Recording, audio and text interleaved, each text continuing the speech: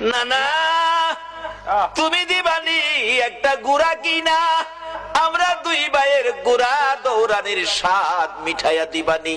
আবু বকর ডাকতেছেন, উমর তুমি কি দেখেছো? উমর বলেন, আমি মসজিদে নববীর বারিন্দার পাশে দাঁড়িয়েছিলাম, আমি দেখি আমার নবী নাতি দইকে খুশি করার জন্য বারিন্দায় হামাগুড়ি দিলে গুড়ার মতো হইলে দুই ভাই নবীজির পিঠ মুবারকে চড়ে বসছে।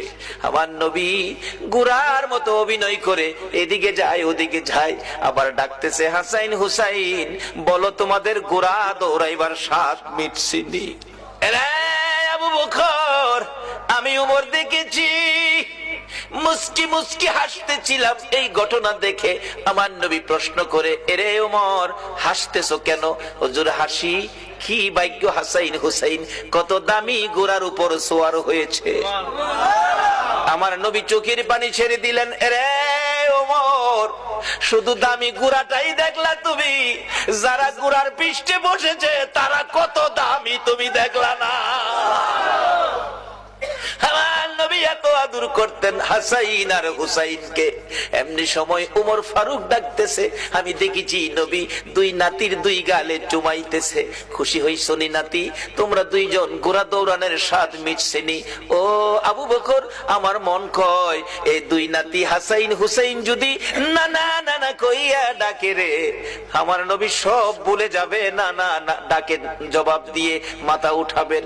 মদিনায় চলে গেলেন, খবর পৌঁছে দিলেন আলীর কাছে, আলী রে পাওয়া গেছে রে নবী রে। নবী উম্মতের মায়ায় কান্দে, মাথা উঠায় না। কার মায়ায় কান্দে? কার মায়ায়? কিন্তু আমরা কি করলাম নবীর জন্য? আমরা কি করলাম? আজকে আজ থেকে একটা আদর্শ বাড়িতে নেন, তাহলে নবীর কান্না সার্থক, আমাদের জীবন ধন্য। বাবারা রাত 2 ঘন্টা হয়ে গেছে, কষ্ট হইতেছে আপনাদের? মাপ পাবেন কিভাবে, স্বপ্ন দেখবেন কিভাবে, এটাই হবে আমার শেষ কথা। যাইতেছি পিছনে। দুইজন খুশি করার জন্য নবী এই অভিনয়টুকুন করেছেন। ওমর বলেন, এই দুইজনে ডাকলে শুনবো। হযরত আলী বাড়ির ভিতরে খবর দিলেন, ফাতেমা 3 দিন পর্যন্ত কাঁদছো, আর কাঁদতে হবে না। খবর পাইছো? বাবারে পাওয়া গেছে। হাসাইন হুসাইন না গেলে আসবে না, উম্মতের জন্য নবী কাঁদতেছে। মা ফাতেমা 2টা সন্তান লইয়া গো বাবার মাতার পাশে হাজির।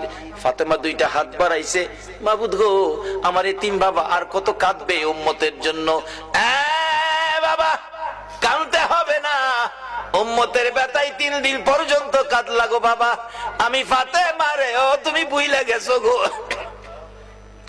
সমস্ত পৃথিবীর মানুষ বলতে পারো